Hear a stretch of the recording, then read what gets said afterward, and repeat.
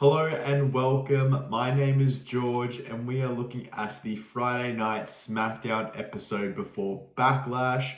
We're going to run through the show and finish up with the biggest winner and the biggest loser. Let's get into it. Let me start off by saying this. This show needs help. And what I mean by that is that SmackDown has been in a state of rebuild for pretty much the whole year with all these new call-ups, and it's been good, but we've been in the trenches for a very long time, especially with some releases, and now we've got some new call-ups. We are definitely in this whole rebuilding phase. We've moved Gunther across, which is a must, and it's a massive win, but I don't see this being the end of people moves as well, and I'll get into it a bit later as to who else I see joining SmackDown, because it does need help. We kick off the show with the Jacob Fatu and Uso segment, and it was terrific. I've actually really liked this feud, especially what it's done for Jacob.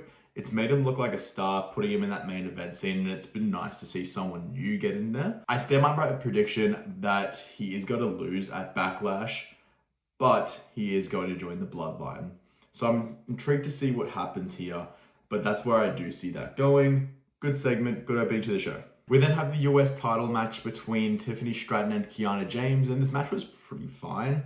I wouldn't mind seeing Julia and Kiana split because it just broadens the division more in the women's US title scene. You know, we'll have our Chelsea Greens, our Jordan Graces, Tiffany Stratton, obviously. And now if you have Kiana and Julia as well separately, it makes a pretty big division. I wouldn't mind seeing a match with everyone there. Now getting into Tala Tonga versus Damian Priest, and it's a good win for Tala, although this tag division is dead. I'm finding it hard to care about the SmackDown tag division, and it's so crazy to see because this time last year we're talking about how great the SmackDown tag division is, and now with these recent exits and releases, there's no DIY anymore, there's no Motor City Machine Guns, and I am finding it hard to care. Where does this go from here? I'm assuming that the MFTs are now got a feud with Damian Priest and R-Truth, and possibly just winning back the tag titles, which is fine. Like, I do like the tag titles being on actual tag teams, which is good, but this division does need, I am finding it hard to care about it. Moving to the Gunther and Cody segment, where we cemented that Gunther is now on SmackDown. Like I said before, this is great for SmackDown, especially with Drew and Randy not on TV. And what I'm seeing here is that there is a huge gap between the world title scene and everyone else on the roster. Right now, we just have Cody and Gunther, and that's about it. We can bring up some new names into that scene later on in the year, which is what I hope we do. But right now, there is just so much space between this whole roster. In terms of the feud, I am looking forward to the match at Clash in Italy. I think it's going to be a great match, and hopefully we do see Gunther win, because I think that is the right move there, and it will be refreshing for SmackDown. We then have Ricky Saints versus Matt Cardona, and this was okay, but I'm more worried about what the plan is for Ricky Saints, and I'm worried that there is no plan for Ricky Saints. And if we're looking at the talent that he can go up against, there's Mello, which would be cool. There's Ilya, which would be cool. There's even Rey Fenix would be nice to get on some more TV time in the ring. And that's kind of the US title scene as well. So I am kind of confused as to where this goes for Ricky Saints. But like I said before, I don't see this being the end of people moves on SmackDown. And I won't be surprised if we see someone like an LA Knight rock up on SmackDown and immediately go into a program with Ricky Saints. I actually wouldn't mind seeing it, because on Raw, I don't see there being anything for LA Knight, and on SmackDown, it needs help, so it makes kind of sense there too. Another person as well is Finn Balor. Don't be surprised if he comes across and has a feud with Ricky Saints. We then have the women's tag title segment, and it was good. I really like what they've done with this division. It's healthy, it's fine. Now with the recent addition of Fatal Influence, it's also a bit more refreshing too. Good segment. This also then moves into the women's tag match with Fatal Influence versus Rhea Ripley, Charlotte Flair, and Alexa Bliss. Fine match, but I think the biggest thing coming out of it is the return of Jade Cargill with Michin and B-Fab. I'm intrigued to see where this goes with everyone there.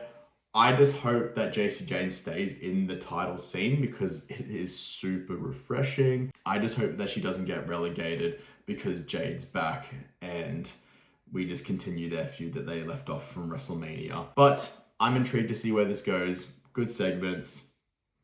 I like what I'm seeing. We now move on to Royce Keys versus Tama Tonga, and it was okay. I hate seeing Tama Tonga lose, and I would also really love to see him on his own in the very near future. I don't see Royce Keys joining the MFTs. I just see him running right through solo and then going onto his own path, maybe with the Ricky Saints, or even maybe in the world title picture too, with maybe when Gunther beats Cody, or if Royce Keys gets put into that world title scene, which would be nice. It would be very cool to see someone else move into the world title picture. We now have the closing segment with the Gingerbread Man funeral, and I loved it. I thought it was so funny. I was laughing the whole time. Everything about this feud has been so good. I love the way that they've done the double turn and made it kind of really subtle in the way that Sammy hasn't really changed much of what he's doing. He's just kind of pandering towards the crowd a bit more. And the way that Trick is now turned into a babyface or that tweener type role, it's been great. I love it. Trick Williams is a star and he's by far my favorite character in 2026 and probably the best thing in SmackDown this whole year. The sell from the candy cane hit that Sammy took from Lil Yachty was the funniest thing. It looked like he got shot with the way he screamed.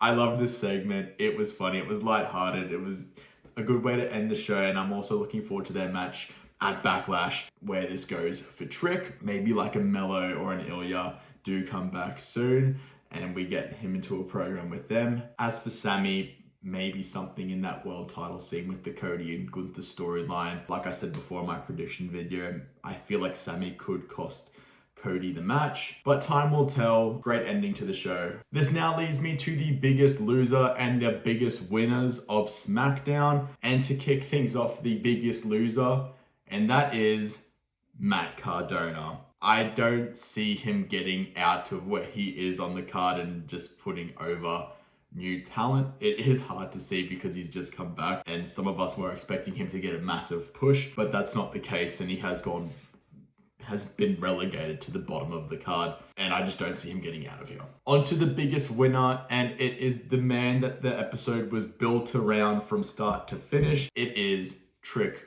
Williams. Everything this man has touched has been gold, and like I said before, he has been my favorite person of the whole year. Is this biased? I don't know, but this man is money. I do see him winning Money in the Bank. Personally, that's who I would be booking to win Money in the Bank this year after dropping the US title to like a Mellow at SummerSlam. This man is great. Build this show around him moving forward into that world title scene. I love it. So that's it for my review of the SmackDown before Backlash. Let me know what you think in the comments, and if you enjoyed that video, please subscribe, and I'll see you in my review of Backlash.